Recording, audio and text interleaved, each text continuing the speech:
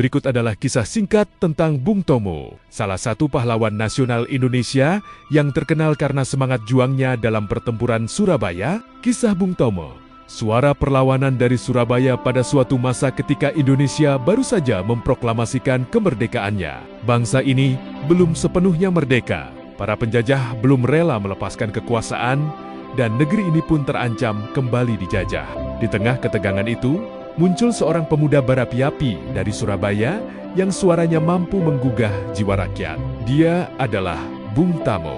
Awal mula perjuangan Bung Tomo yang bernama lengkap Sutomo lahir pada tanggal 3 Oktober tahun 1920 di Surabaya. Sejak muda ia dikenal sebagai pemuda yang cerdas, aktif, dan peduli terhadap nasib bangsanya. Saat Indonesia memproklamasikan kemerdekaannya pada tanggal 17 Agustus 1945, Tama percaya kemerdekaan harus dipertahankan dengan darah dan nyawa.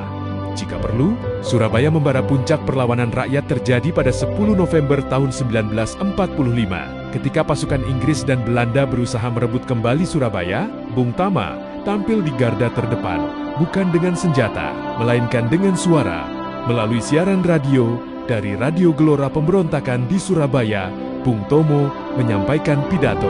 Pidato yang membakar semangat rakyat. Salah satu seruannya yang paling terkenal adalah selama banteng-banteng Indonesia masih mempunyai darah merah yang dapat membuat secari kain putih menjadi merah dan putih, maka selama itu kita tidak akan menyerah kepada siapapun juga.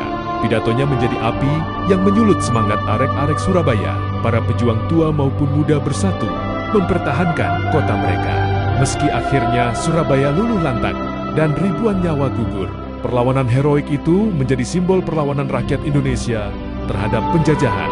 Karena itulah, pada tanggal 10 November diperingati sebagai Hari Pahlawan. Setiap tahunnya setelah Perang Bung Tomo tak hanya dikenal dalam pertempuran Surabaya, ia juga aktif di dunia politik dan pernah menjadi menteri di masa pemerintahan Presiden Soekarno. Namun, dia tidak pernah mencari kekuasaan. Ia tetap menjadi sosok yang kritis, bahkan ketika kebijakan pemerintah tidak sejalan dengan nuraninya. Bung Tomo wafat pada tanggal 7 Oktober tahun 1981 saat sedang menunaikan ibadah haji. Ia dimakamkan di Surabaya, kota yang dulu ia bela dengan seluruh jiwanya. Kisah Bung Tomo adalah kisah tentang keberanian, suara yang membakar, semangat, dan cinta yang tak terbantahkan kepada tanah air. Ia bukan hanya pahlawan karena membawa senjata, tetapi karena mampu menggerakkan hati dan jiwa bangsa melalui kota-kota dan keteguhan prinsip. Namanya akan terus dikenang bukan hanya di batu nisan, tetapi di setiap dada yang mencintai kemerdekaan.